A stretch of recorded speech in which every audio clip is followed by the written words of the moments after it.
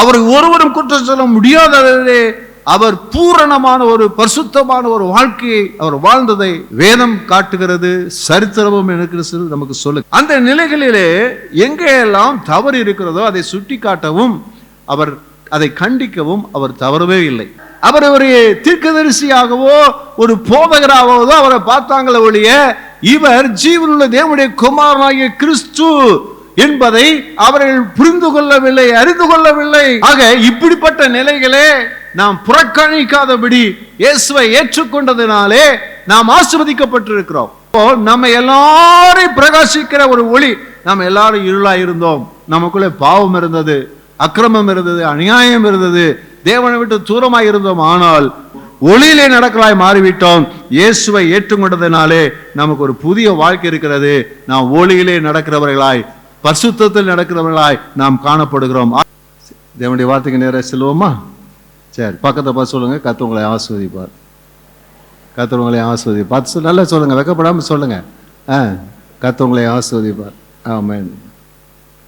லூக்கா 23ஆம் அதிகாரத்தில் வசனம் 18ஆம் வசனமும் 21ஆம் வசனமும் 23ஆம் வசனமும் இந்த உள்ள காரியத்தை நாம் பார்க்கும்போது 18ஆம் வசனத்தில் ஜனங்கள் எல்லாரும் ஒரு நாள் எருசலேமிலே திரளான ஜனங்கள் கூடி இருக்கிறார்கள்.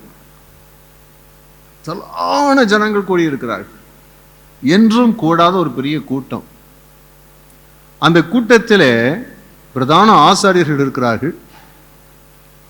அந்த கூட்டத்திலே பரிசேயர் இருக்கிறார்கள், வேதபாரகர்கள் இருக்கிறார்கள், மத தலைவர்கள் இருக்கிறார்கள். அதோடு பொது ஜனங்களும் திரளாக என்ன செய்திருக்கிறார்கள், கூடி வந்திருக்கிறார்கள். அந்த கூடி வந்தவர்கள் எல்லாம் ஏகோபித்து அவர்கள் சத்தம் இடுகிறார்கள், கூக்குரல் இடுகிறார்கள். என்ன கூக்குரல் இடுகிறார்கள் என்று சொன்னால், அவனை அகற்றும், அவனை அகற்றும், அவனை அகற்றும் என்று சொல்லி அவர்கள் சத்தம் இடுகிறார். யாரை? அது மாத்திரமல்ல, அடுத்துள்ள வசனங்களிலே இதை குறித்து வாசித்து பார்க்கும்போது இன்னும் கொஞ்சம் அதை தெளிவாய் சொல்கிறார்கள். எப்படி அகற்ற வேண்டும் என்று சொன்னால், சிலுவையில் அறையும், சிலுவையில் அறையும் என்று சொல்லி அவர்கள் மிகுந்த சத்தமிட்டு அவர்கள் கூக்குரல் இடுகிறதை நாம் பார்க்கிறோம். யாரை அகற்ற வேண்டும், யாரை சிலுவையில் அறைந்து கொலை செய்து அகற்ற வேண்டும் என்று சொன்னார்கள் என்று சொன்னார். அங்கே ஒருவர் கைது செய்யப்பட்டவராக இருக்கிறார். அவர் யார் என்றால், நேற்று வரைக்கும் கிராமங்களிலும் பட்டணங்களிலும் நடந்து திரிந்து எங்கும் நன்மை செய்து முடவர்களை நடக்க செய்து பார்வையற்றவர்களுக்கு பார்வை கொடுத்து பிசாசு பிடித்தவர்களை விடுதலை செய்து பேச முடியாதவர்களை பேச செய்து கேட்கக்கூடாதவர்களை கேட்கும்படி செய்து சாப்பாடு இல்லாத நேரங்களிலே அவளுக்கு அற்புதம் செய்து சாப்பாட்டை குறித்து மரித்தவர்களை உயிரோடு கூட எழுப்பி அநேக தேவனுடைய பரலோக ரகசியங்களை குறித்து உபதேசங்களாக அவருக்கு பொழிந்த அந்த இயேசு கிறிஸ்துவானவர் அங்கே கைது செய்யப்பட்டவராய் நிற்கிறார். அவரை பார்த்துதான் சொல்கிறார்கள் எல்லாரும். என்ன சொல்கிறார் சொன்னா, அவரை அகற்றும், அவரை அகற்றும், அவரை சிலுவையிலே அறையும், சிலுவரையிலே அறையும் என்று சொல்லி அவர்கள் கூப்பாடுபடுவதை குறித்து நம்ம பார்க்கிறோம். அப்படி என்ன இயேசுவானவர் செய்தார்? அப்படி என்ன இயேசுவானவர் செய்தார்?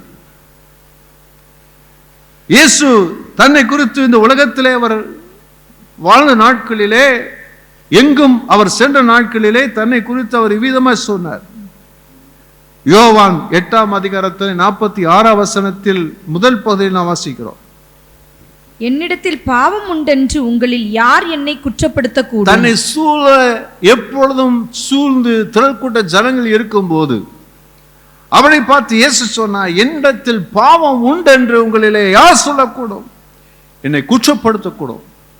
அப்படியானால் இயேசுவானவரை எவரும் குற்றம் சொல்ல முடியாத அளவிலே அவருடைய பார்வையிலும் அவருடைய சிந்தைகளிலும் அவருடைய பேச்சிலும் அவருடைய செயல்களிலும் அவர் அவ்வளவு பரிசுத்தம் உள்ளவராய் இந்த உலகத்திலே வாழ்ந்தார். அவரை ஒருவரும் குற்றம் சொல்ல முடியாத அளவிலே அவர் பூரணமான ஒரு பரிசுத்தமான ஒரு வாழ்க்கையை அவர் வாழ்ந்ததை வேதம் காட்டுகிறது, சரித்திரமும் எனக்கு நமக்கு சொல்லுகிறது. கர்த்தருக்கு ஸ்தோத்திரம் உண்டாவதாக. ஆனால் அப்படிப்பட்டவரைத்தான் என்ன செய்தது? இங்கே கைது செய்து அவரை அகற்றும், அவனை சிலுவையிலே அறையும் என்று சொல்லி அவர்கள் சத்தமிடுகிறதை பார்க்கிறோம். திரளான ஜனங்கள், இவர்களிலே அநேக இயேசுவினாலே ஆசீர்வதிக்கப்பட்டவர்கள். இவரைத்தான் இரவிலே கைது செய்கிறார்கள். வியாழக்கிழமை இரவிலே கைது செய்கிறார்கள். அதிகாலையிலே அதை தொடர்ந்து பிரதான ஆசாரியனுக்கு போதாக இயேசுவானவர் நியாய விசாரிக்கப்படுகிறார். அவரிடத்திலே ஒரு குற்றமும் இல்லை. பிலாத்துவிடத்திலே கொண்டு போகிறார்கள். அவரும் பார்க்கிறார், குற்றம் ஒன்றும் இல்லை. ஏரோது ராஜாவிடத்தில் அனுப்புகிறார். அவரும் விசாரிக்கிறார், குற்றம் ஒன்றும் இல்லை. மறுபடியும் பிரார்த்திட வருகிறார், குற்றம் இல்லை.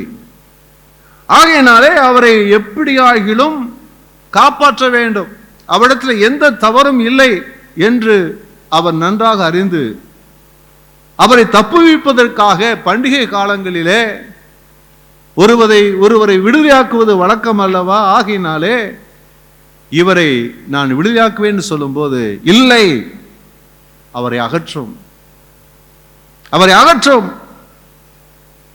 கொலைகாரனாகிய பரபாசை நீ விடுதலை செய்யலாம், ஆனால் இவரை அகற்றும், இவரை அகற்றும், இவரை சிலுவையிலே அறையும் என்று சொல்லி யோகபித்து சொல்வதை குறித்து என்ன செய்கிறோம் நம்ம பார்க்கிறோம். ஒரு பயங்கரமான ஒரு சூழ்நிலை அங்கு இருக்கிறத நம்ம பார்க்கிறோம்.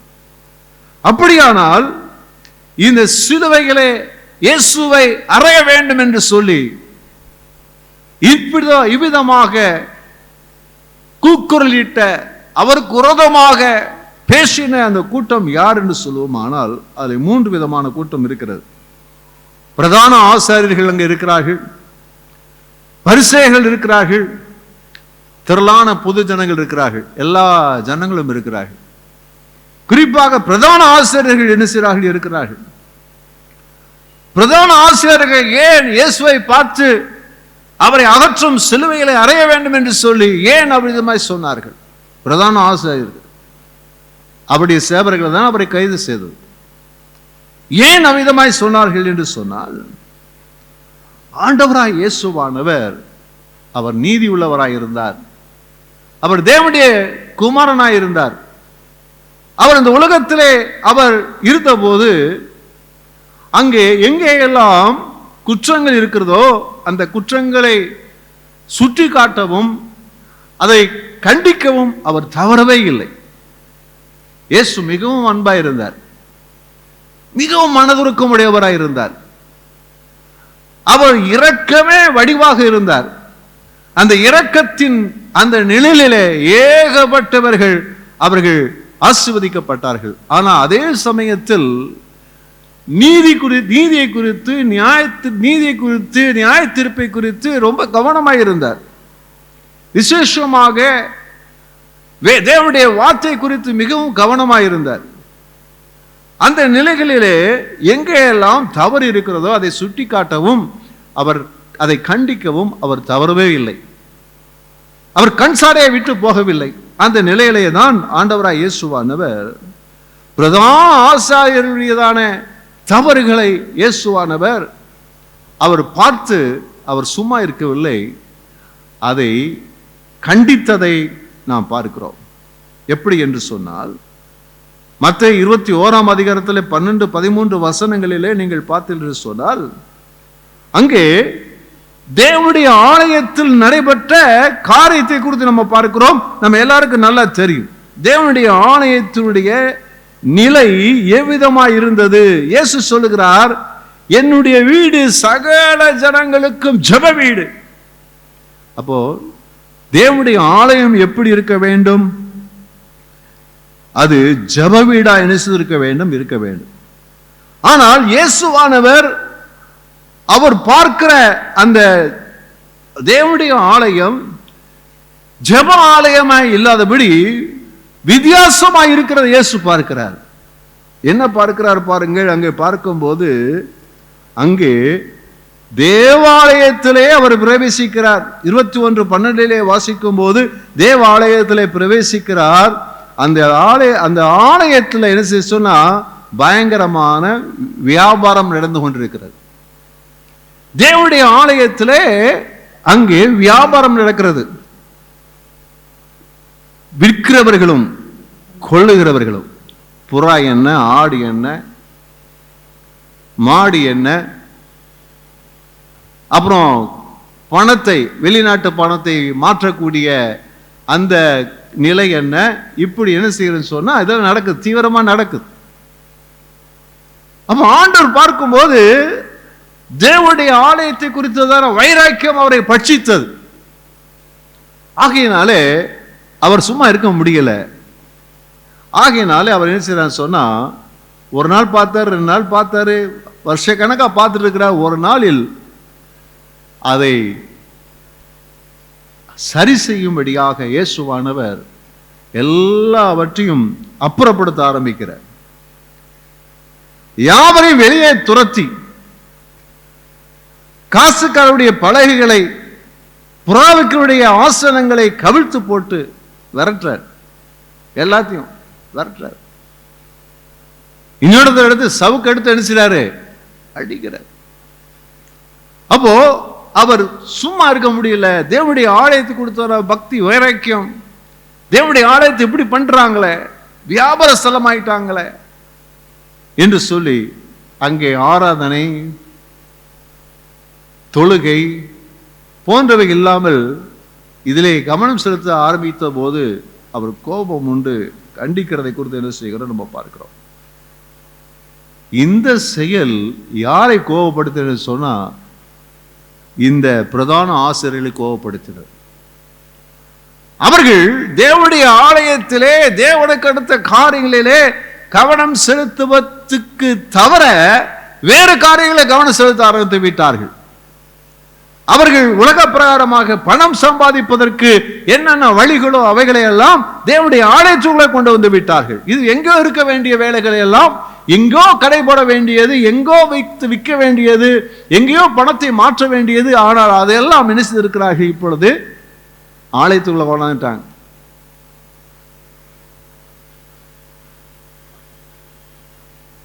இப்போ ஆண்டவர் என்ன இதை செய்ததுக்கு பிறகு அவர்கள் நினைச்சுக்கிறது, தங்களுடைய வருமானத்திற்கு சேதம் உண்டாகிவிட்டதே என்று சொல்லி இயேசு மேலே அவர்கள் மிகுந்த கோபம் அடைந்தார்கள். ஏன் அவர்கள் இப்படி பேசினார்கள்? ஏன் அவரை கைது செய்தார்கள்? ஏன்? இதுதான் செய்த காரியம். அது மாத்திரமல்ல, இயேசுவானவர் அவர் தேவனுடைய குமாரனாய் இருந்தபடியினாலே அவர் நிறைய காரியங்கள் அவர் செய்தார், நிறைய அற்புதங்கள் செய்தார். இயேசுவானவர் நிறைய அற்புதங்களை செய்தார். ஏற்கனவே சொன்னது போல ஏகப்பட்ட அற்புதங்கள், நமக்கு தெரிந்திருக்கிறபடி ஏகப்பட்ட அற்புதங்களை இயேசுவானவர் செய்கிறார். சில காரியங்களை அவர் செய்யும் போது அதை குறித்து இவர்களுக்கு பயங்கர இன்னொரு கோபம் இருக்கிறது. இவர் என்ன அதிகாரத்தை தன்னுடைய கையில் எடுத்துக்கொள்கிறாரே, தவறு எங்கே இருந்தாலும் தட்டி கேட்கிறாரே, எங்கு தவறு நடந்தாலும் அவர் நியாய தீர்ப்பு செய்கிறாரே என்று சொன்ன போது, இதே அதிகாரத்தில் 23 முதல் 27 வசனங்களிலே அவர்கள் இயேசுவிடத்தில் வந்து கேட்கிறதை நீங்க பார்க்கிறோம். 23 வசனத்தில் வாசிக்கிறோம். அவர் தேவாலயத்தில் வந்து உபதேசம் பண்ணுகையில் பிரதான ஆசாரியரும் ஜனத்தின் மூப்பரும் அவரிடத்தில் வந்து, நீர் எந்த அதிகாரத்தினால் இவைகளை செய்கிறீர்? இந்த அதிகாரத்தை உமக்கு கொடுத்தவர் யார் என்று கேட்டார்கள். அப்போ போதும், மீதி இப்போ வீட்டில் வாசிச்சு பாருங்க. அப்போ நீ எந்த அதிகாரத்தில் நீங்க இதெல்லாம் செய்றீங்க இயேசுவானவரை கேட்கிறாங்க. இயேசுவானவர் அவர் குறுக்கு கேள்வி கேட்டதனால பதில் சொல்ல முடியல. இயேசு அதை குறித்து ஒன்றும் அவங்களுக்கு விளக்க சொல்ல வேண்டிய அவசியம் இருக்கவில்லை. அவருக்கு எல்லாம் அதிகாரம் பிதாவில் அவருக்கு கொடுக்கப்பட்டது. இயேசு சிருஷ்டிகர்த்தர், அவர் தேவன், தேவனுடைய குமாரன். யாரும் இவருக்கு அதிகாரம், உலக மனிதர்கள் யாரும் அவருக்கு அதிகாரம் கொடுக்க வேண்டிய அவசியம் இல்லை. ஆனால் அவர் தேவனாயிருந்தபடியினாலே அவர் அந்த காரியங்கள் என்ன செய்ய நடந்து, இதெல்லாம் பார்க்கும்போது தான் இவர் இப்படிலாம் நடந்துக்கிறாருன்னு சொல்லி தான் அவர் மேலே கோபப்பட்டு ஒரே வழி, என்ன வழி சொன்னா, அவர் சிலுவையில் அரைஞ்சு கொலை செய்யாத பட்சத்தில் இந்த பிரச்சனைக்கு தீர்வில்லை என்று சொல்லி அவரை என்ன செய்தார்கள்? கொலை செய்வதற்கு அவர்கள் குற்றம் சுமத்தி அவரை கைது செய்து அங்கே நியாய தீர்ப்புக்கு முன்பதாக வைத்து அதையே என்ன செய்கிறார்கள்? உறக்க சொல்லுகிறதை குறித்து என்ன செய்கிறோம் பார்க்கிறோம். இன்னொரு குரூப் இருக்கிறாங்க, பரிசேயர்கள். பரிசேயர்கள் இது பரிசேயர்களான ஒரு இவர்கள் மார்க்கத்திலே அதிகமாக மார்க்க வைராக்கியம் உள்ளவர்கள், யூத மார்க்கத்தில் மிகுந்த வைராக்கியம் உடையவர்கள். அவர்களை குறித்து இயேசுவானவர் சொல்றார் 23ஆம் அதிகாரத்தில் நீங்க பார்த்தீங்கன்னா, இந்த இன்னொரு குரூப்பின் சேர்த்து இயேசுவானவர் பேசுவார். என்ன பேசுவார்னா, பரிசேயரையும் வேதபாரகரையும் சேர்த்து பேசுவார். பேசும்போது எப்படி பேசுகிறார் என்று சொன்னீங்கன்னா, அவர்களை குறித்து இயேசுவானவர் இந்த 13-33 வசனம் வரைக்கும் வாசிங்கன்னா, அவங்களை கடினமாக கண்டனம் பண்றதை குறித்து என்ன செய்கிறோம் நம்ம பார்க்கிறோம். அவங்கள பேசும்போது எப்படி பேசுறாருன்னா, மாயக்காரராகிய 14ஆம் வசனம், வேத பாரகரே பரிசேயரே. 15ஆம் வசனத்தில் அதே வார்த்தையை பயன்படுத்துறார். இப்படி தொடர்ந்து இயேசுவானவர் அவர்களை எப்படி ஆண்டவர் அவர்களை பார்க்கும் அவங்களை எப்படி கண்டனம் பண்ணார் சொல்ல, மாயக்காரர்கள், மாயம் பண்ணினார்கள், மாய்மாலம் பண்ணினார்கள். அன்றைக்கு மார்க்கவாதிகள் எப்படி நடந்தார்கள்னா, அவர்கள் மாய்மாலம் பண்ணாங்க. உள்ள ஒரு மாதிரி இருந்தாங்க, ஆனா வெளியே ஒரு மாதிரி இருந்தாங்க. அவங்க செயல்பட ஆரம்பித்தார்கள், தங்களை காண்பிக்க ஆரம்பித்தார்கள். அது மாத்திரமல்ல, இன்னும் பல காரியங்களை இயேசுவானவர் சொல்றார். அவர் சொல்றாரு 16ஆம் வசனத்துல பார்க்கும்போது அவர் என்ன சொல்றார்? குருடரான வழிகாட்டிகளேன்னு சொல்றாரு. கண்ணு தெரியல, ஆனா நீ என்ன செய்ய, உனக்கு வழிகாட்டுன்னு சொல்றீங்க அப்படின்னு சொல்றாரு. நீயே வசனத்துல நடக்கல, ஆனால் மற்றவர்கள் நீ வசனத்துல நீ நடப்பிப்பது எப்படி என்ற நிலைகளில் என்ன செய்யற அவர் சொல்றார். 17ஆம் வசனத்துல அவர்களை எப்படி கண்டனம் பண்றாரு? மதிகேடர் என்று சொல்றாரு. இப்படி இயேசுவானவர் இப்படி அவர்களை குறித்து பேசிக்கொண்டே வர்றது குறித்து நம்ம பார்க்கிறோம். அடுத்து அவர் என்ன சொல்றாருன்னா, சர்ப்பங்கள் என்று சொல்றாரு. இதே வாசிங்கன்னா தெரியும், சர்ப்பங்கள், விரியம் பாம்பு குட்டிகளேன்னு சொல்றாரு. இன்னும் மோசமா சொல்றாரு, வெள்ளையடிக்கப்பட்ட கல்லறைன்னு சொல்றாரு. ஏன்னா அவங்க அப்படித்தான் இருந்தாங்க, வாழ்க்கை அன்னைக்கு அப்படித்தான், மார்க்கவாதிகளுடையதான மார்க்க தலைவருடையதான நிலைப்பாடு அப்படிதான் இருந்தாங்க, வாழ்க்கை அப்படித்தான் இருந்தது. வெளியில போனா எல்லாரும் தங்களை மதிக்கக்கூடிய நிலைகளில அங்கேயே தெரிச்சு கொள்ளுவாங்க. அது ஏகப்பட்ட பரிசேயர் இருக்கிறாங்க, வித்தியாசமான பரிசேயர் இருக்கான். அவன் என்ன செய்யறான்னு நற்கிரியெல்லாம் அனுப்பிச்சுவான எழுதி அங்கங்க ஒட்டி வச்சிருப்பான். நான் இந்த நற்கரை செஞ்சேன், அந்த நற்கரையை செஞ்சேன்னு சொல்லிட்டு. இப்படிப்பட்டதான ஆட்கள் அவர்கள். அப்போ ஆண்டவர் இவர்களை இவ்வளவு கடினமா அவருடைய மாய்மாலமான காரியங்களை குறித்து, அவருடைய வாழ்க்கையினுடைய நிலைகளை குறித்து ஆண்டவர் வெளியரங்கமாக்கி அவர்களை கடிந்து கொள்கிறார். நீங்கள் தலைவர்களாக இருக்கிற நீங்களே இப்படி இருக்கிறீர்கள் என்று சொல்லி கர்த்தர் அவர்களை, மார்க்க தலைவர்களை அவர்கள் பயங்கரமாக என்ன செய்கிறார்? அவர் கண்டிக்கிறார். பரிசேயர்கள் கண்டிக்கப்படுகிறார். இன்னொரு பிரச்சனை அவங்களுக்கு இருந்தது. அவங்க என்ன சொல்றாங்க பாருங்க, யோவான் 12:19 வசனத்துல வாசிச்சு பாத்தீங்கன்னா, அப்பொழுது பரிசேயர் ஒருவரை ஒருவர் நோக்கி, நீங்கள் செய்கிறதெல்லாம் வீணென்று அறிகிறதில்லையா? ஆ. இதோ உலகமே அவனுக்கு பின் சென்று போயிற்றே என்ன என்றார்கள். பிரச்சனைனா, நாங்கள் மார்க்க தலைவர்கள், எங்க பின்னாடி கூட்டம் வர மாட்டேங்குது, நாங்க சொல்றத ஜனங்க கேட்க மாட்டேங்கிறாங்க. ஆனா இயேசுவானவர் பின்னாடி எல்லாம் போறாங்க, சொல்றத கேட்கிறாங்க. இனி நமக்கு வேல்யூ கிடையாது, நமக்கு மதிப்பு கிடையாது, நாம் மத தலைவர் என்ற நிலைகளில் நமக்குரிய மதிப்பு கிடைக்காது என்பதனாலே அவர் என்ன செய்தார்னு சொன்னா, இப்படிப்பட்ட நிலை அவர்களுக்குள் இருந்தபடினால தான் ஒரே தீர்வு, இவரை கொலை செய்தால் ஒழிய வேறு வழியே இல்லை என்ற நிலைக்கு அவர்கள் வந்தார்.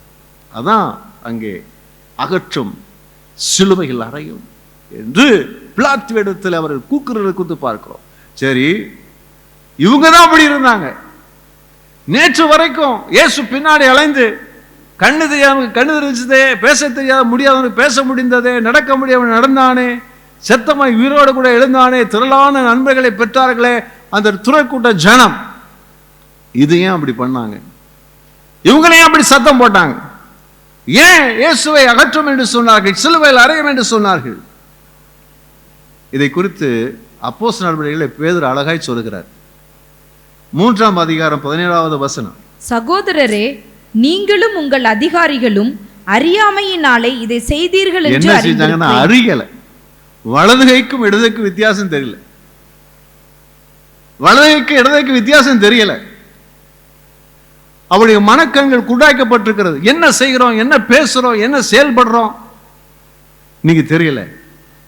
இதே போலதான் அன்றைக்கு ஏன் அப்படின்னு சொன்னா, கவர்ச்சி மனதை என்ன செய்கிறது, அவிதமாய் பேச வைக்கிறது, செயல்பட வைக்கிறது. இதே போலதான் இங்கே இந்த மார்க்கவாதிகளுடைய அவர்கள் வாழ்க்கை, அவருடைய கண்களை கூடாக்கி வச்சிருக்கிறாங்க, கூடாக்கி வச்சிருக்கிறாங்க, கூடாக்கி வச்சிருக்கிறாங்க. எது நல்லது எது கெட்டது புரியல. அந்த அறியாமையினால நாம் செய்யறது சரியா தவறா புரியாம செய்தார்கள். அது மாத்திரமல்ல, இங்க 27ஆம் வசனத்துல அதிகாரத்துல வாசிங்கன்னா, மத்தேயு 27 வாசிக்கிறோம். 20வது வசனத்துல, பரபாசை விட்டுவிட கேட்டுக்கொள்ளவும் இயேசுவை கொலை செய்விக்கவும் பிரதான ஆசாரியரும் மூப்பரும் ஜனங்களை ஏவி விட்டார்கள். என்ன செய்யலாங்க? ஜனங்களை யார் தூண்டி விட்டது? யார் தூண்டி விட்டது? பிரதான ஆசாரியர்களும். அப்ப இவங்கெல்லாம் தூண்டி விடுறாங்க, தூண்டி விடுறாங்க. அப்போ இவர்கள் தூண்டப்பட்டார்கள். இவ்விதமாக செய்ய இந்த பிரதான ஆசாரியர்கள் மற்றும் இப்படிப்பட்டதான பரிசேயர்கள் எல்லாம் அவர்களை தூண்டிவிட்டபடியினாலே, அவர்கள் தாங்கள் சுய அறிவில்லாமையினாலே தூண்டப்பட்டபடியே அவர்கள் செயல்பட்டதை குறித்து என்ன செய்கிறோம் நம்ம பார்க்கிறோம். எவ்வளவு வேதனைன்னு யோசித்து பாருங்க. இவங்க எல்லாம் சேர்ந்துதான், இப்படிப்பட்ட கூட்டங்கள்லாம் சேர்ந்துதான் என்ன செய்யப்பட்டு சொன்னா, இயேசுவை அகற்றும், சிலுவையில் அறையும் என்று என்ன செய்கிறது சொல்லப்பட்டிருக்கிறது. கர்த்தருக்கு ஸ்தோத்திரம் உண்டாவதா.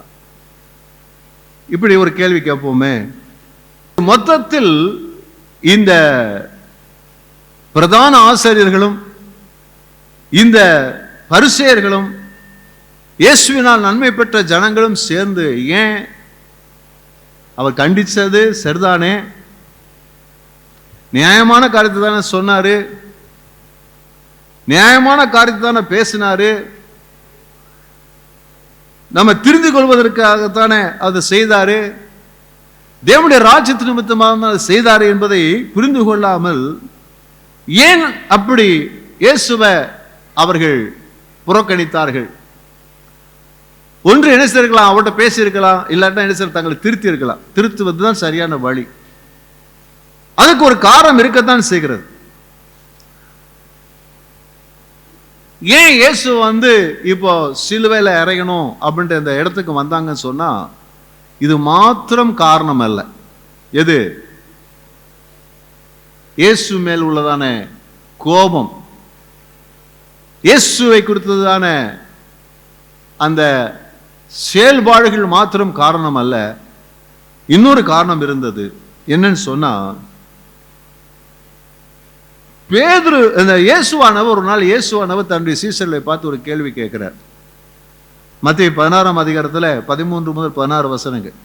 பின்பு இயேசு பிலிப்பு செசரியாவின் திசைகளில் வந்தபோது தம்முடைய சீஷரை நோக்கி, மனுஷகுமாரனாகிய என்னை ஜனங்கள் யார் என்று சொல்லுகிறார்கள் என்று இப்ப கேட்டார். என்ன பிரச்சனைனா, ஏன் இவர்கள் இவ்விதமாக இயேசுவை புறக்கணிக்கிறார்கள்?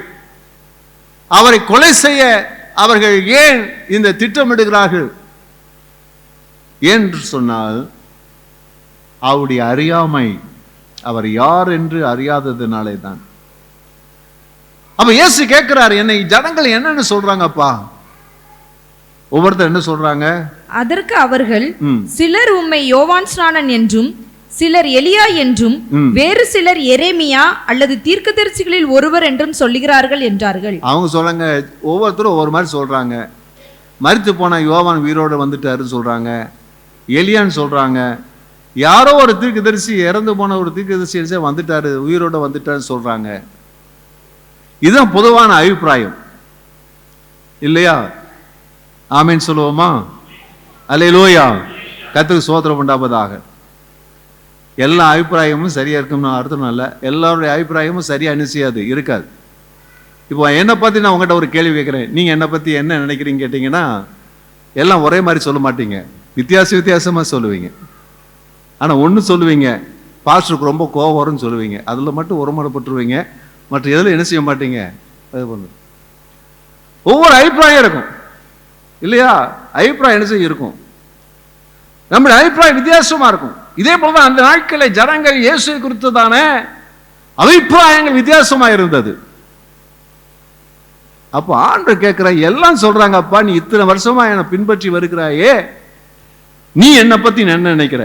பக்கத்துல பார்த்து கேளுங்க, இத்தனை வருஷமா இயேசு பத்தி பின்பற்றி வர்றீங்களே, நீங்க இயேசு பத்தி என்ன நினைக்கிறீங்க?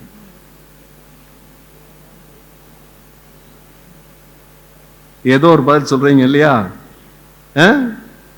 பேதுருட்ட கேட்போம். பேதுரு என்ன சொல்லுகிறார், வாசிங்க. சீமோன் பேதுரு பிரதியுத்தரமாக, நீர் ஜீவனுள்ள தேவனுடைய குமாரனாகிய கிறிஸ்து என்றான். பாருங்க, அவன் சொல்றான், நீர், என்ன அழகா சொல்ற பாருங்க, நீர் ஜீவனுள்ள தேவனுடைய குமாரனாகிய கிறிஸ்து. என்ன அழகா சொல்ற பாருங்க, ஜீவனுள்ள தேவனுடைய குமாரனாகிய கிறிஸ்து. என்ன அழகா சொல்ற பாருங்க. அப்ப ஆண்டவர் என்ன சொல்லுகிறார் அதை குறித்து? இயேசு அவனை நோக்கி, யோனாவின் குமாரனாகிய சீமோனே, சீமோனே, நீ பாக்கியவான், மாம்சமும் இரத்தமும் இதை உனக்கு வெளிப்படுத்தவில்லை, பரலோகத்தில் இருக்கிற என் பிதா இதை உனக்கு வெளிப்படுத்தினார். கை வைத்து அல்லேலூயா சொல்லுவோமா? அப்பா, உனக்கு சித்தப்பா சொல்லல, தாத்தா சொல்லல, பாட்டி சொல்லல, அண்ணன் சொல்லல, அக்கா சொல்லல, வேற யாரும் சொல்லி கொடுக்கல. இதை யார் உனக்கு சொல்லி கொடுத்தான்னு சொன்னா, யார் உனக்கு வெளிப்படுத்துன்னு சொன்னா, பரலோகத்தில் இருக்கிற என் பிதாவே உனக்கு வெளிப்படுத்தினார். ஹல்லேலூயா. அப்ப பிதாவுடைய வெளிப்பாடு உனக்கு என்ன செய்தது இருந்தது. அப்போ இந்த வெளிப்பாடு தான் அவனுக்கு இல்லை, இந்த அறிவு இல்லை, இந்த புரிதல் இல்லை. அவர் ஒரு தீர்க்கதரிசியாகவோ ஒரு போதகராகவோ தான் அவரை பார்த்தாங்களே ஒழிய, இவர் ஜீவனுள்ள தேவனுடைய குமாரனாகிய கிறிஸ்து என்பதை அவர்கள் புரிந்து கொள்ளவில்லை, அறிந்து கொள்ளவில்லை என்று பார்க்கிறோம். அவங்க மத தலைவர்கள் தான், அவர்கள் தேவனுடைய சமூகத்தில் நிற்கக்கூடியவர்கள் தான். ஆனாலும் தேவனுக்கும் அவனுக்கும் எந்த ஒரு உறவும் இல்லை. ஆகையினால எந்த ஒரு வெளிப்பாடும் இல்லாமல் தான் தனக்காக வந்த அந்த தேவ குமாரனை என்ன செய்றாங்க சொல்லி சொன்னா, சிலுவையில் அறியன்னு சொல்லி எல்லாம் கோஷம் போட்டுட்டு இருக்கிறான். தேவனை குறித்துதான சரியான வெளிப்பாடு இல்லாவிட்டால் நீங்களும் நானும் யாராய் இருப்போம் என்று சொன்னால், கர்த்தருக்கு விரோதமான செயல்கள் செய்யக்கூடியவராய் இருப்போம். நாம் கர்த்தரை குறித்து சரியான வெளிப்பாடு நமக்கு இருக்க வேண்டும். அவர் ஜீவனுள்ள தேவனுடைய குமாரனாகிய கிறிஸ்து. கைவத்தி அல்லே சொல்லுவோமா? அல்லேலூயா, அல்லேலூயா. கர்த்தருக்கு ஸ்தோத்திரம் உண்டாவதா. இன்னொரு சந்தர்ப்பத்தில் பார்க்கும்போது, அது முதற்கொண்டு அநேகர் இயேசு விட்டு பின்வாங்கி போனார்கள். எது முதற்கொண்டு சொல்லுங்க பார்ப்போம்? எது முதற்கொண்டு? அவர் உபதேசத்தை கொஞ்சம் ஆழமா கொடுக்கிறார். ஆழமா, என் மாம்சத்தை புசித்து என் ரத்தத்தை பானம் பண்ணவனுக்கு நித்திய ஜீவன் உண்டு சொல்றார். என்னடா அது?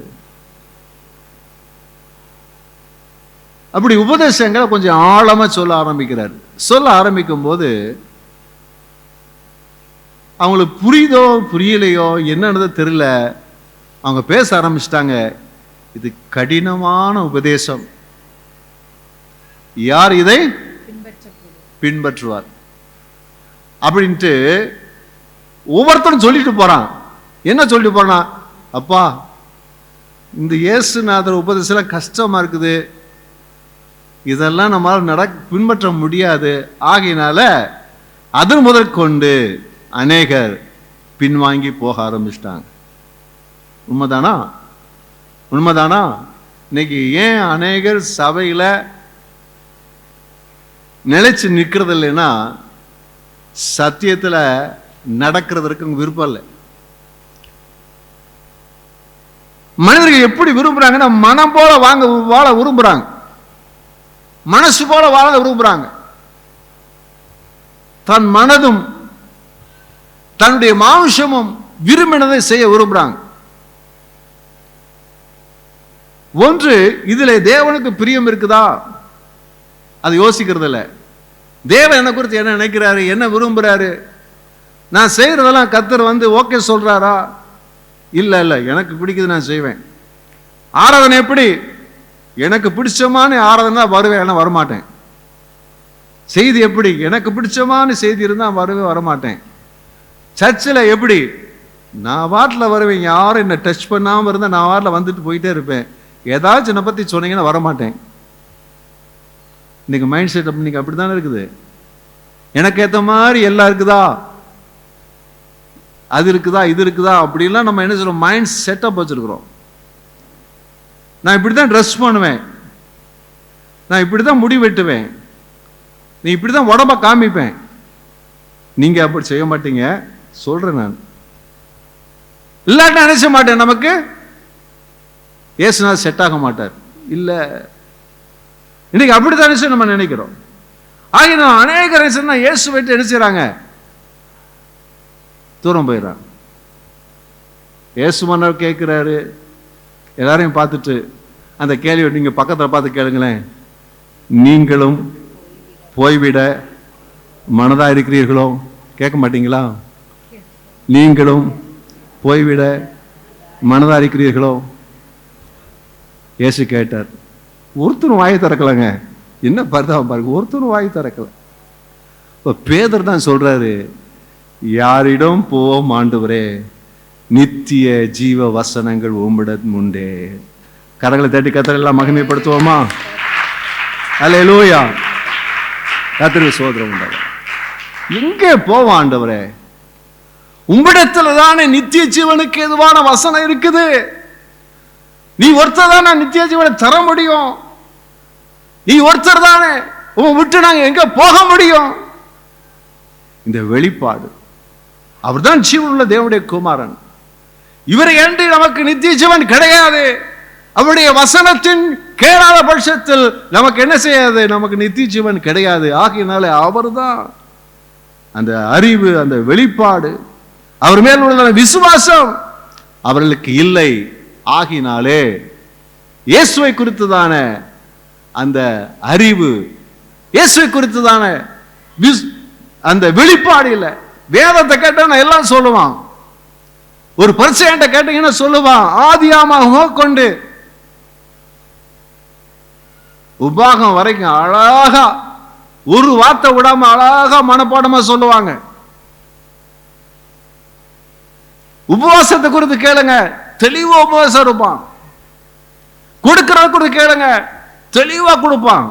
எப்படி எப்படிலாம் கொடுக்கணுமோ அதெல்லாம் வகை வகையா கொடுப்பாங்க, எல்லாம் செய்வாங்க. ஆனா எல்லாம் இருந்தும் என்ன இல்லை, வந்திருக்கிற ஆண்டவரை குறித்ததான அறிவு, வெளிப்பாடு இல்லாமல் இருந்ததுனால யாரை பாதத்தை பிடித்துக் கொள்ள வேண்டுமோ, யாரிடத்தில் போவோம் ஆண்டவரே, நித்திய ஜீவ வசனங்கள் உம்மிடத்தில் தானே உண்டு என்று சொல்லி அவருடைய பாதத்தில் விழுந்து கிடப்பதை விட்டு அவரை சொல்லுகிறார்கள், அவனை அகற்றும், அவனை சிலுவையில் அறையும் என்று சொல்கிறதை குறித்து என்ன செய்கிறோம் நம்ம பார்க்கிறோம். கர்த்தருக்கு ஸ்தோத்திரம் உண்டாவதா. இந்த நாட்களில் நாம் ஒவ்வொருவரும் நம்முடைய வாழ்க்கையில் நம்ம ரொம்ப எச்சரிக்கை இருக்க வேண்டும்.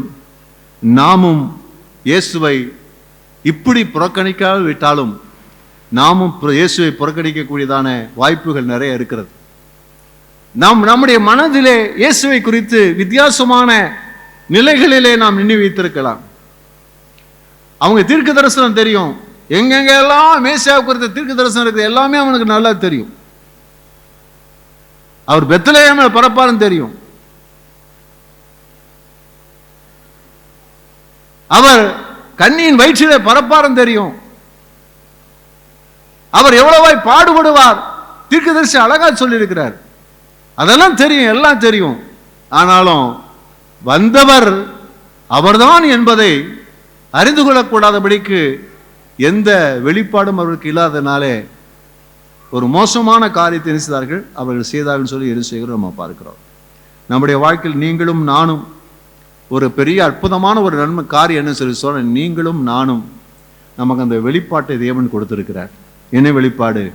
இயேசு ஜீவனுள்ள தேவனாகிய தேவனுடைய குமாரனாகிய கிறிஸ்து. அல்லேலூயா, கர்த்தருக்கு ஸ்தோத்திரம் உண்டாவதாக.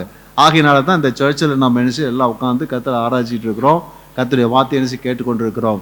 அல்லேலூயா, அல்லேலூயா. யாருக்கெல்லாம் அந்த வெளிப்பாட்டை தேவன் கொடுத்திருக்கிறார்? அல்லேலூயா. அந்த வெளிப்பாடு கொடுத்ததுனால தான் மனம் இயேசு ஏற்றுக்கொண்டோம், மனம் திரும்பினோம், ரட்சிக்கப்பட்டோம், ஞானசம் பெற்றோம். இன்றைக்கு இருக்கிற அநேக அனுபவங்கள் நினைச்சு நம்ம பெற்றிருக்கிறோம். அல்லேலூயா. பேதுருக்கு தேவன் வெளிப்படுத்துவது போலவே நமக்கும் தேவன் வெளிப்படுத்தி இருக்கிறார். அதுக்காக கரங்களை தட்டி எல்லாம் கர்த்தரை மகிமைப்படுத்துவோமா? அல்லேலூயா, கர்த்தருக்கு ஸ்தோத்திரம் உண்டாவதா.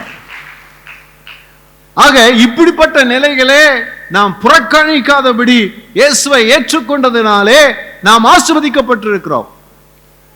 நீங்க புறக்கணிக்கப்பட்ட அதுக்கு விளைவுகள் நிறைய இருக்கும், அது நமக்கு யோசிக்க வேண்டிய அவசியம் இல்லை. நாம் தேவனுடைய பிள்ளைகளாக இருக்கிறபடியினாலே, நாம் அவரை ஏற்றுக்கொண்டதினாலே, அவரை இரட்சகராக, ஆண்டவராக, தேவகுமாரனாக அவரை நாம் ஏற்றுக்கொண்டபடியினாலே நமக்கு இயேசு எப்படிப்பட்டவராக இருக்கிறார். கர்த்தருக்கு ஸ்தோத்திரம் உண்டாவதாக. இயேசுவானவர் நானே நானே என்று சொல்லி அவர் 7 காரியங்களை சொன்னது நமக்கு தெரியும். அதுல சில காரியங்கள் நம்ம தியானம் செய்ய போகிறோம். அதுல இயேசு நமக்கு யாராய் இருக்கிறார், இயேசுவை ஏற்றுக்கொண்டபடியினாலே அவரை புறக்கணிக்காதபடி அவரை ஏற்றுக்கொண்டு அவருக்குள் நாம் வந்திருக்கிறபடியினாலே நமக்கு இயேசு யாராய் இருக்கிறார். யோவான் 8:12 வாசிக்கிறோம். மறுபடியும் இயேசு ஜனங்களை நோக்கி, நான் உலகத்திற்கு ஒளியாய் இருக்கிறேன், நான் உலகத்திற்கு ஒளியாய் இருக்கிறேன். கர்த்தருக்கு ஸ்தோத்திரம் உண்டாவதாக.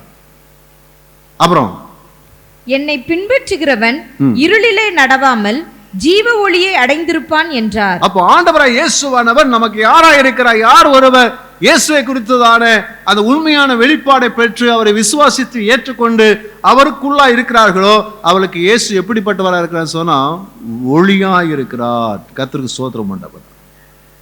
அப்போ ஒளியாய் இருக்கிறபடியினாலே உங்களுக்கு எனக்கு இயேசு அவர் ஒளியா இருக்கிறபடினாலே நாம் எப்படி நடக்கிறோம்? அப்போ என்னை பின்பற்றுகிறவன் எப்படி நடப்பான்னு அதை சொல்றாரு. இப்படி நடக்க மாட்டான், இப்படி நடப்பான் அப்படின்னு சொல்றாரு. அல்லேலூயா, கர்த்தருக்கு ஸ்தோத்திரம் உண்டாவதாக. எப்படி நடக்க மாட்டான்? இப்படி நடக்க மாட்டான். எப்படி நடப்பான்? எப்படி நடக்க மாட்டான்? இருளிலே நடக்க மாட்டான். எப்படி நடப்பான்? வெளிச்சத்திலே நடப்பான். ஹல்லேலூயா. ஏன் என்று சொன்னால் அவரை குறித்து யோவான் 1:9 சொல்லியிருக்கிறது, எந்த மனுஷனையும் பிரகாசிப்பிக்கிற மெய்யான ஒளி. எந்த மனுஷன் பிரகாசிக்கிற ஒளியே அந்த மெய்யான ஒளி. அப்போ நம்ம எல்லாரையும் பிரகாசிக்கிற ஒரு ஒளி. நம்ம எல்லாரும் இருளா இருந்தோம், நமக்குள்ளே பாவம் இருந்தது, அக்கிரமம் இருந்தது, அநியாயம் இருந்தது, தேவனை விட்டு தூரமாய் இருந்தோம். ஆனால் நம்மை இயேசுவானவர் பிரகாசிப்பித்தபடியினாலே நாம் யாரை மாறுகிறோம்? இந்த பாவத்தில் அல்ல, நாம் யாரை மாறுகிறோம்? நாம் பரிசுத்தத்திலே நாம் நடக்கலாய் மாறிவிட்டோம், ஒளியிலே நடக்கலாய் மாறிவிட்டோம். இயேசுவை ஏற்றுக்கொண்டதினாலே நமக்கு ஒரு புதிய வாழ்க்கை இருக்கிறது. நாம் ஒளியிலே நடக்கிறவர்களாய், பரிசுத்தத்தில் நடக்கிறவர்களாய் நாம் காணப்படுகிறோம். ஆயினால்தான் 2 கொரிந்தியர்ல 5:17 சொல்லும் போது இவ்விதமாய் சொல்லுகிறார், இப்படி இருக்க ஒருவன் கிறிஸ்துவுக்குள் இருந்தால் புது சிருஷ்டியாய் இருக்கிறான், பழையவைகள் ஒளிந்து போயின, எல்லாம் புதிதாயின. ஏன் ஒரு விசுவாசி வித்தியாசமா இருக்கிறார் சொன்னா, ஏன்னா நாம் கிறிஸ்துவுக்குள் வந்ததுனாலே நாம் எல்லாம் நம்ம எல்லாம் புதிதாயின, புது சிஷ்யா மாறிட்டோம், பழையவைகள் எல்லாம் ஒளிந்து போயின, எல்லாம் புதிதாயின. அல்லேலூயா. இந்த அனுபவம் என்ன செய்கிறது? நாம் கிறிஸ்துவின் மூலமாக அவரை அந்த வெளிப்பாட்டை பெற்றுக்கொண்டதுனாலே நமக்கு கிறிஸ்து மூலமாக நமக்கு கிடைக்கிற பெரிய பாக்கியம். இந்த பாக்கியம் நமக்கு அவர் மூலமாக நமக்கு இருக்க புதிய வாழ்க்கை, புதிய சிருஷ்டி. பக்கத்தை சொல்லுங்க, நீங்க புதிய சிருஷ்டி, புதிய வாழ்க்கை. அல்லேலூயா. அதனால தான் நம்மளை அநேகர் புரிஞ்சுக்கொள்ளவே முடியல. ரட்சிக்கப்படாத மச்சான் புரிய முடியல, மாமா புரிய முடியல, அக்கா புரிஞ்சுக்கொள்ள முடியல, அம்மாவும் புரிஞ்சுக்கிட முடியல, அப்பாவும் புரிஞ்சுக்கிட முடியல, ஃப்ரெண்ட்ஸ் நம்ம புரிஞ்சுக்கிட முடியல. ஏன்? புது சிருஷ்டி, புது சிருஷ்டியா இருக்கிறனால அத இது வித்தியாசமான ஆட்கள் நம்ம இருக்கிறோம். நம்ம இருளை பகைக்கிறோம், வெளிச்சத்தை சிநேகிக்கிறோம். ஒரு காலத்துல இருளை சிநேகித்தோம், வெளிச்சத்தை என்ன செய்தோம்? நம்ம பகைச்சோம். ஆனா இப்பொழுது எல்லாம் மாறிவிட்டதை கொடுத்து என்ன செய்கிறோம்? பார்க்கிறோம். அல்லேலூயா. இது கிறிஸ்துவுக்குள்ளே நம்ம வந்ததுனாலே, அவரை ஏற்றுக்கொண்டதுனால நமக்கு கிடைக்கப்பட்ட பெரிய பாக்கியமா என்ன செய்கிறது இருக்கிறது. இரண்டாவதாக யோவான் 6:35 பார்க்கிறோம். இயேசு அவர்களை நோக்கி, ஜீவ அப்பம் நானே, என்னிடத்தில் வருகிறவன் ஒரு காலம் பசியடையான், என்னிடத்தில் விசுவாசமாய் இருக்கிறவன். ஜீவ அப்பம் நானே. அப்ப இயேசுவானவர் சொல்லும் போது சொல்றாருன்னா, அப்பம் நானே, ஜீவ அப்பம், உயிருள்ள அப்பம் நானே என்று சொல்லி இயேசு சொல்றார். நமக்கு யாரா இருக்கிறாரா? இயேசுவானவர்.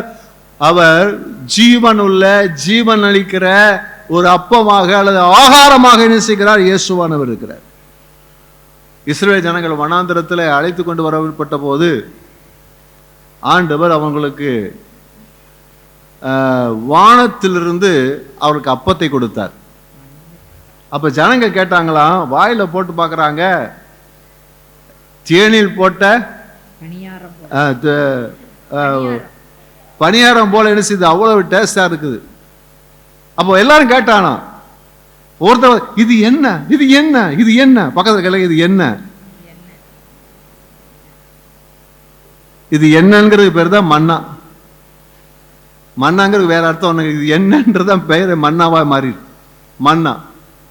அப்போ ஆண்டவர் அந்த நாட்களிலே, அந்த 40 ஆண்டுகள் அவர்கள் வனாந்தரங்களிலே அவர்கள் தேவதூதருடைய அப்பம் என்று சொல்லப்படுகிற மன்னாவை எண்ணித்தார்கள், அவர்கள் சாப்பிட்டார்கள்.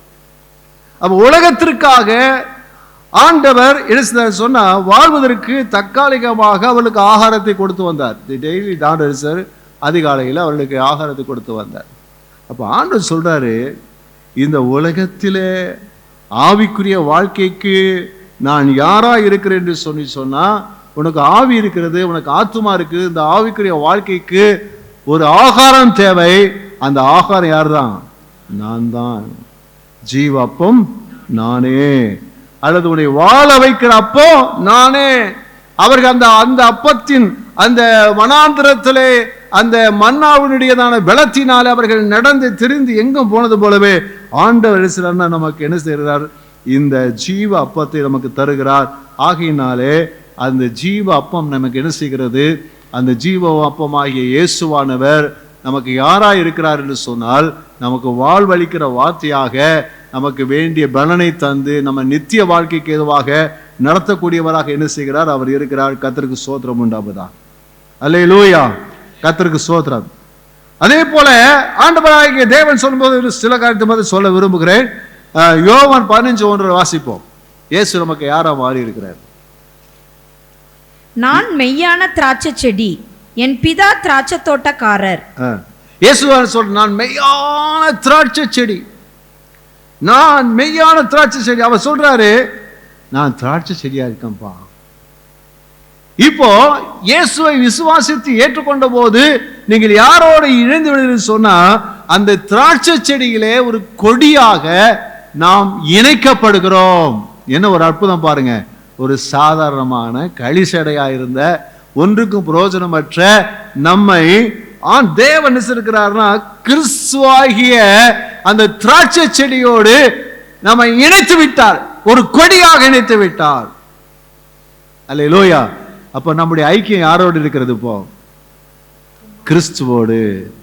நமக்கும் கிறிஸ்துவுக்குள்ள ஆழமான ஒரு உறவு ஏற்பட்டிருக்கிறது. அவர் மூலமாய் உண்டாகிற ஜீவன் நமக்குள்ள வர்றபடியினால நாம் என்ன செய்யப்படுகிறோம்? மிகுந்த கனிகளை நாம் கொடுக்கிறோம். அல்லேலூயா. நம்ம லைஃப்ல நம்முடைய வாழ்க்கையில ஏற்கனவே வேற வேற கனிகள் நம்ம கொடுத்தோம். ஏன்னா நம்ம இருந்த செடி அப்படி, நாம் கடந்த காலங்களிலே பிசாசினுடைய செடியிலே கொடிகளாய் இருந்தோம். ஆனா இப்போ இயேசுடைய அந்த இயேசுவோடு நாம் இணைந்திருக்கிறோம். அந்த இயேசுவாகிய அந்த திராட்சை செடியிலே நாம் இணைந்திருக்கிறோம், கொடியாக இணைக்கப்பட்டிருக்கிறோம். ஆகினாலே நமக்குள்ள என்ன வருது? நமக்குள்ள மிகுந்த கனி வருது. என்ன கனி வருது? அன்பு வருது, சந்தோஷம் வருது, சமாதானம் வருது, நீடிய சாந்தம் வருது, பொறுமை, விசுவாசம், சாந்தம், இச்சை அடக்கம் என்று சொல்லுகிற இப்படிப்பட்ட நல்ல கனிகள் நமக்குள்ளே இருந்து வருகிறது. அல்லேலூயா. வருதா வரலையா? இருக்குது. ஏன்னா அது கிறிஸ்துவிடத்திலிருந்து வரக்கூடிய தெய்வீக சுபாவங்கள். ஆண்டவர் இது இயேசு விசுவாசித்து ஏற்றுக்கொண்டதுனால, அவரோடு இணைக்கப்பட்டிருக்கிறதுனால நமக்கு எடுக்க பெரிய பலன். அல்லேலூயா. கர்த்தருக்கு ஸ்தோத்திரம் உண்டாவதா. அதுல சொல்லிட்டு ஆண்டவர் சொல்றாரு 15 அதிகாரத்துல 15 வசனத்தை சொல்லும் போது, என்னால் அல்லாமல் உங்களால் ஒன்றுமே. அப்ப இதெல்லாம் கொடுக்கிறது யார் தான்? இயேசுவானவர். இதைத்தான் நம்ம கொடுக்கிறார். அப்ப இயேசுவானவர் அவரை குறித்த வெளிப்பாடை நாம் உடையவராயிருந்து அவரை ஏற்றுக்கொண்டதுனால, புறக்கணிக்காமல் ஏற்றுக்கொண்டதுனால நம்ம இவ்வளவு பெரிய பாக்கியத்தை உடவுல இருக்கிறோம். ஆகையினால நீங்கள் யார் என்பதை அறிந்து கொள்ளுங்கள். பக்கத்தை சொன்னீங்க, யார் என்பதை அறிந்து கொள்ளுங்கள். நீங்க யாரு? திராட்சை செடியில் இணைக்கப்பட்ட கொடிகள். நீங்க எப்படி என்ன செய்வீங்க? நீங்க எப்படி பலன் கொடுப்பீங்க? நல்ல கனிகளை கொடுப்பீர்கள். அல்லேலூயா. ஆகையினால் நான் எப்படி இருப்பேன்? அன்பா தான் இருப்பேன், சந்தோஷமா தான் இருப்பேன், சமாதானம் பண்ணணும்னா தான் இருப்பேன், நீடிய சாந்தமா தான் இருப்பேன், பொறுமையா தான் இருப்பேன். என்ன அமைதியா இருக்கீங்க? நீங்க இல்லையா? யாரு? ஏன்னா நம்ம கிறிஸ்துவோட இணைஞ்சிருக்கிறோம். அப்படித்தான் இருக்கணும், வேற வழியே கிடையாது. இயல்பாகவே நமக்குள்ள அது வரணும். ஏன்னா கர்த்தர் நம்ம அப்படித்தான் வச்சிருக்கிறாரு. இறுதியாக ஒரே ஒரு காரியத்தை சொல்றேன். யோவான் 11:25 வாசிக்கும் போது இயேசு சொல்றாரு, நானே உயிர்த்தெழுதலும் ஜீவனுமாயிருக்கிறேன். நானே உயிர்த்தெழுதலும் ஜீவனுமாயிருக்கிறேன். அப்ப இயேசுவானவரோடு கூட நாம் அவரை விசுவாசித்து ஏற்றுக்கொண்டதனாலே அவர் நமக்கு யாரா இருக்கிறார்? உயிர்த்தெழுதலா இருக்கிறார், ஜீவனா இருக்கிறார். அப்ப ஆண்டவர் எப்ப இதை சொல்றாரு? லாசர் மரித்து போன ஏசு அங்க போறார். அப்ப சொல்றாரு, உன்னுடைய சகோதரன் மாத்தாட சோழன் சகோதரன் உயிர் தொல்வான்.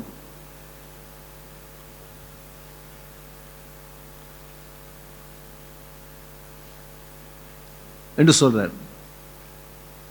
ஆனா ஆண்டவர் அப்பவே அவனை உயிரோடு கூட எழுப்புறதற்கு ஆயத்தமா வந்திருக்கிறார். ஆனா அந்த அம்மா உயிர் தொழுதின் நாள் என்று வரும்போது என் சகோதரன் உயிரோடு கூட எழுந்திருப்பான்னு சொல்லி அந்த அம்மா சொல்றாங்க. அப்போ ஆண்டவராய் இயேசுவானவர் என்ன சொல்லுகிறார் சொன்னா, நம்ம அவரை விசுவாசித்து ஏற்றுக்கொண்டபடியினாலே ஆண்டவர் நமக்கு எப்படிப்பட்டவராய் இருக்கிறார் சொன்னா, உயிர்த்தெழுதலும் ஜீவனுமாய் இருக்கிறேன். நம்மை வாழ்க்கையில உயிரோடு கூட நம்மை எழுப்பக்கூடிய வல்லமுடையவராக, ஆதாரம் உள்ளவராக அவர் நமக்குள்ள என்ன செய்கிறார்? அவர் இருக்கிறார். அல்லேலூயா. கர்த்தருக்கு ஸ்தோத்திரம் உண்டாவதாக. இப்போ ஒன்று நம்ம நல்லா விளங்கி கொள்ளுவோம். ஒரு கிறிஸ்தவனுக்கு மரணம் கிடையாது. உண்மைதானா? என்ன பாஸ்டர் உபதேசம் வித்தியாசமா போகுதுன்னு சொல்றீங்களா? உபதேசம் சரியா தான் நான் சொல்றேன். விசுவாசி மரிப்பதில்லை. இயேசு சொன்ன விசுவாசிகள் மரித்தாலும். அப்ப எப்படி மரிப்பேன்? எப்படி என்று சொன்ன, என் சரீரம் மரித்து போகும், ஆனால் நான் மரிப்பதில்லை. உங்கள் சரீரம் மரிக்கலாம், ஆனால் உங்களுடைய ஆத்மா மரித்து போறதில்லை. ஏனென்றால் அது நித்திய காலமாக என்ன செய்ய இருக்கக்கூடிய உயிர்த்தெழுதல் நாள் என்று வரும்போது அன்றைக்கு உயிரோடு கூட என்ன செய்வோம், எழுந்து நின்று தேவ சமூகத்தில் நித்தியமாய் காணப்படுவோம். அல்லேலூயா. அந்த பாக்கியத்தெல்லாம் தேவன் நமக்கு தந்திருக்கிறார். ஆமென். அல்லேலூயா. கர்த்தருக்கு ஸ்தோத்திரம் உண்டாவதா. ஆகையினாலே நம்ம இந்த ஜனத்தை போல இல்லாதிருக்கிறதுக்காய் கர்த்தருக்கு ஸ்தோத்திரம். நம்ம எவ்வளவு பெரிய விதத்தை கற்றுக்கொண்டோம் என்பது அல்ல, பிரதான ஆசானை போல இல்ல, இங்கே பரிசேயனை போல அல்ல, அவர்கள் எல்லாம் புறக்கணித்து போட்டார்கள். ஆனால் நாம் சாதாரணமான நிலையிலே நாம் இயேசுவை என்ன செய்கிறோம், நாம் அறிந்து கொள்ளத்தக்கதாக தேவன் நம்முடைய கண்களை திறந்து இவர்தான் மெய் தேவன், இவரை அன்றி வேறு வழி இல்லைன்னு சொல்லி நம்முடைய கண்களை திறந்த போது அவரை விசுவாசித்து ஏற்றுக்கொண்டதுனாலே நாம் இன்றைக்கு இந்த பாக்கியத்துக்குள்ள ஏகப்பட்ட பாக்கியத்துக்குள்ள நினைச்சிருக்கும் வந்திருக்கிறோம். கர்த்தருக்கு ஸ்தோத்திரம் உண்டாகும். இயேசு புறக்கணிக்கிறது சாதாரணமான காரியம் கிடையாது. இந்த ஜனங்கள்லாம் சொல்றாங்க, பிலாத்து சொல்றாரு, இவட குற்றம் ஒன்றை காணேன்னு சொல்றாரு. அப்ப அவர் என்ன செய்யறாருன்னா, எனக்கு அதுக்கு சம்பந்தம் இல்லைன்னு சொல்லி தண்ணியை கொண்டு வர வச்சு என்ன செய்யறாரு, கையை கழுவுறாரு. அப்ப அந்த ஜனங்க என்ன சொல்றாங்க பாருங்க, மத்தேயு 27:25 வாசிக்கிறோம். அதற்கு ஜனங்கள் எல்லாரும் இவனுடைய இரத்தப்பழி எங்கள் மேலும் எங்கள் பிள்ளைகள் மேலும் இருப்பதாக என்று சொன்னார்கள். பாருங்க, இந்த இரத்தப்பழி யார் மேல? அதான் அந்த இஸ்ரவேல் தேசம் படுற பாட பாத்தீங்களா? பக்கத்தை சொல்லல, இந்த இஸ்ரேல் தேசம் படுற பாடு பார்த்தீங்களா? இஸ்ரேல் தேசம் படுற பாட பார்த்தீங்களா? அந்த இரத்த பலி தான், அந்த இரத்த பலி தான் செதறி போனது. அப்படியே சந்ததி பூரா கிட்டத்தட்ட ஹிட்லர் நினைக்கிறேன், அவன் 10 லட்சம் ஜனங்கள் நினைச்சுதான் கொலை செய்து போட்டான். அது போல செதறப்பட்டு உலகம் பூரா செதறி போனாங்க. இன்னைக்கு அவன் நிம்மதியா வாழ முடியல. காரணம் சொன்னா, அவர்கள் புறக்கணித்ததுனாலே அவர்கள் தங்கள் மேல ஆக்கினி தாங்களே வர வைத்து கொண்டாங்க. ஆனால் இன்றைக்கு நீங்களும் நானுமோ அந்த இயேசு கிறிஸ்துவை தேவகுமாரன் என்று சொல்லி நாம் ஏற்றுக்கொண்டபடியினாலே இன்றைக்கு இந்த ஆசீர்வாதத்துக்கு வந்திருக்கிறோம். இந்த ஆசீர்வாதம் மாத்திரமல்ல, ஆண்டவர் சொல்றாரு, 1000 தலைமுறைக்கும் இரக்கம் செய்கிறவராயிருக்கிறேன். அல்லேலூயா, அல்லேலூயா. கர்த்தராகிய இயேசு கிறிஸ்துவை விசுவாசித்து ஏற்றுக்கொண்டு அவருடைய வழியில நடக்கிற நமக்கு ஆண்டவர் நமக்கு கிருபை பாராட்ட உண்மையுள்ளவராயிருக்கிறார். நமக்கு நித்திய காலமாக 1000 தலைமுறைக்கு இரக்கம் செய்வார். நாம் எல்லாம் எழுந்து நம்ம ஜெபம் பண்ணுவோம். Glory to Father. கர்த்தர் நல்லவர், அவருடைய கிருபை என்றும் உள்ளது. எல்லாம் எழுந்து நிற்போம்.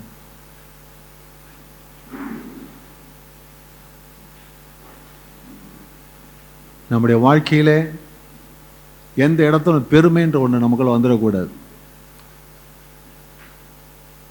அந்த பெருமை நான் யார் என்ற நிலையில தான் அந்த பிரதான ஆசாரியர்கள் பரிசேயர்கள் என்பது தன்னிடத்தில் பேசுகிறவர் யார் என்பதை புரிந்து கொள்ளாமல்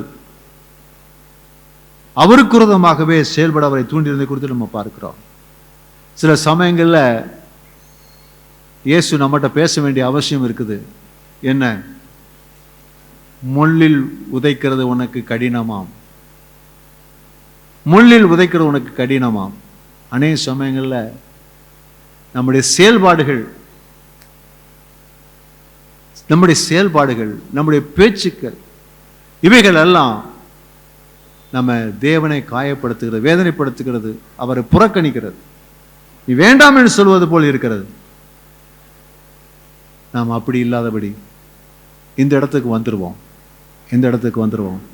தேவனை குறித்து அறிந்திருக்கிற நாம் எந்த நிலைகளும் தேவன் நம்மோடு பேசும்போது, நம்மோடு இடைபடும் போது, நம்முடைய மூலமாய் காரியங்களை கத்த செய்ய திட்டமிடும் போது அப்படி இணங்கி செயல்படுவோம். நம்முடைய வாழ்க்கையில நம் மேலும் ஆசீர்வாதம், குடும்பத்தின் மேலே ஆசீர்வாதம், நம்முடைய சந்ததி மேலும் ஆசீர்வாதம் என்றென்றும் தொடரும். கர்த்தர் கிருபை செய்வாராக. எல்லா வலதுகை வைத்து ஜெபம் பண்ணுவோம். பிதாவே, இயேசுவின் நாமத்தில் நாங்கள் ஜெபம் பண்ணுகிறோம். கர்த்தராகிய தேவனே, இந்த சம்பவத்தின் மூலமாக நாங்கள் இயேசுவை ஒருபோதும் மனதிலோ எங்கள் செயல்பாடுகள் மூலமாகவோ ஒருபோதும் அவரை தூரப்படுத்தக்கூடாதபடி நாங்கள் கர்த்தாவே இந்த நாட்களில ஆண்டவரை உம்மை எப்பொழுதும் ஆண்டவரை விசுவாசித்து உம்மை சார்ந்து கொண்டு ஆண்டவர் உம்மால் உண்டான ஆசீர்வாதங்களை பெற்று அனுபவிக்கத்தக்கதாக எப்பொழுதும் எப்பொழுதும் எப்பொழுதும் ஆண்டவரை யாரிடத்தில் போவோம் என்ற அந்த ஆண்டவரை அந்த நிலைப்பாடோடு உம்மோடு ஒட்டி இருக்க, உம்மோடு சேர்ந்திருக்க, உமக்காக இந்த உலகத்திலே வாழ கர்த்தர் கிருபை தர வேண்டும் என்று ஜெபம் எடுக்கிறோம். வந்திருக்க யாவரையும் ஆசீர்வதிங்க. இயேசுவின் நாமத்தில் நல்ல பிதாவே, ஆமென்.